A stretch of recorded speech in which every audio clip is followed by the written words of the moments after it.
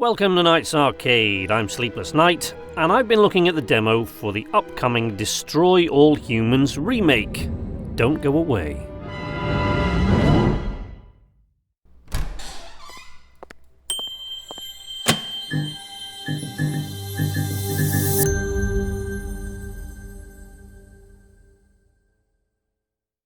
So, for those of you unfamiliar with Destroy All Humans, it's an alien invasion action-adventure originally released in 2005, in which you play the invading alien, Furon clone Cryptosporidium 137, sent to Earth to retrieve pure human DNA in the hopes of rejuvenating the Furon's rapidly degenerating cloning process. Specifically, today I'm going to have a quick look at the Destroy All Humans remake demo and compare it just quickly with the original game. You lost me. You can download this demo for yourself from Steam or GOG.com. It only contains the first little area, Turnip Seed Farm, so it's difficult to make a full comparison at this stage, but we'll have a quick look and see what they have polished in this new version. Cryptosporidium, by the way, is a parasite that causes cryptosporidiosis.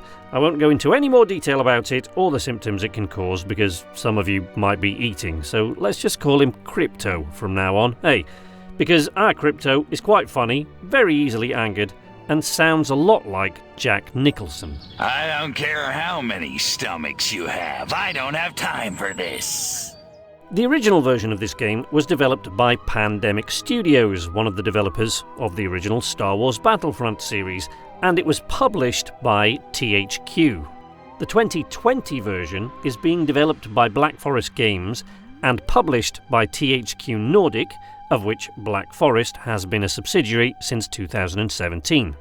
It's third person and is a straight-up remake of the original, keeping the same missions, the same story, and even the same voiceovers. And I don't just mean the same actors, I mean they have literally used the original recordings and just improved the audio. That's not a bad thing, however. The humour and delivery of the original voiceover work was amazing, and there's no reason to change it when they got it right the first time. Destroy All Humans 2005 was funny. A spoof of 1950s alien invasion movies with a sprinkling of Mars attacks thrown in, which was itself a spoof of 1950s alien invasion movies. There is witty dialogue throughout, with constant commentary on life in 1950s USA through the powerful glass of hindsight. And there's more dialogue than there might seem at first glance, as reading people's thoughts repeatedly will offer a wide variety of hilarious insights into the various characters you will encounter. Where the original game fell down, in my opinion, was that the gameplay felt a little bit flat once you got past the initial reactions of, "Oh my god, this is hilarious," but I'm pleased to say they seem to have addressed that to some extent. They've completely revamped the user interface, which I really like. They've added optional objectives for some extra fun things to try, and it seems so far as though they have simplified the control system. Not that it was especially complicated before, but it does seem to have lost a little weight, and that does make it easier to keep track of what does what. The visuals have obviously improved since 15 years ago, and the whole game looks richer and more alive. The characters in the game have been given a much more caricaturistic look than they had before, which I've heard one or two complaints about from people looking for more realism. But realism isn't especially high on the agenda when you're making a game about an alien Jack Nicholson with a zap-o-matic death ray levitating cows and hypnotising people at the country fair. I think the new look fits really well with the satiric tone of the game. Crypto's psychokinetic abilities seem to have been amped up a little, which definitely makes levitating and throwing things a lot more entertaining than before, and that's not the only place where they've turned the levels up to 11. Pretty much everything you could do in the original game started out being hilarious but got old after a few missions, encouraging you to chain effects together in order to keep things a bit fresh. In the remake, they have addressed that a little, and I love it. When do I get to blow things up? Patience, Crypto, patience. Buildings, which used to simply collapse in clouds of dust, now explode. like buildings should do when exposed to a Furon death ray.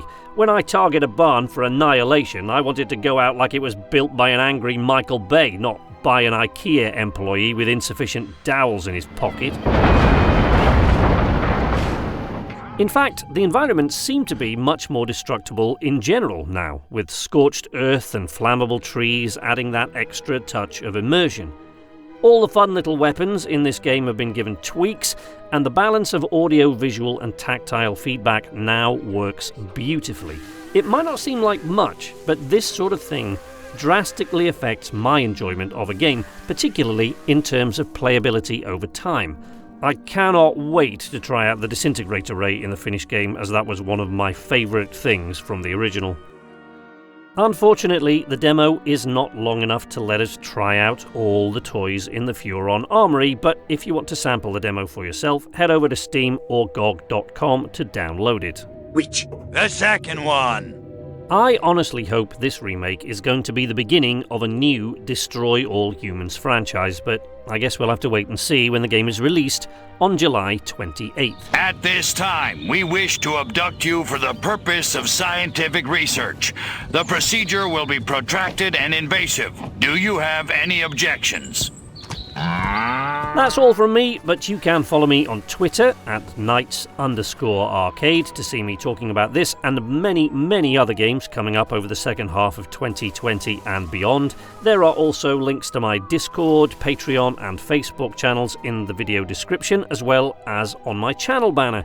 Or you can drop into my live streams on Mondays, Wednesdays and Saturdays over on Twitch. And if you don't want to do any of those things, but you liked this video, leave a like, subscribe if you want to see more from me, and ring the bell to be notified every time I post new content. But until next time, from Knights Arcade, this is Sleepless Night saying nighty-night. The invasion is on.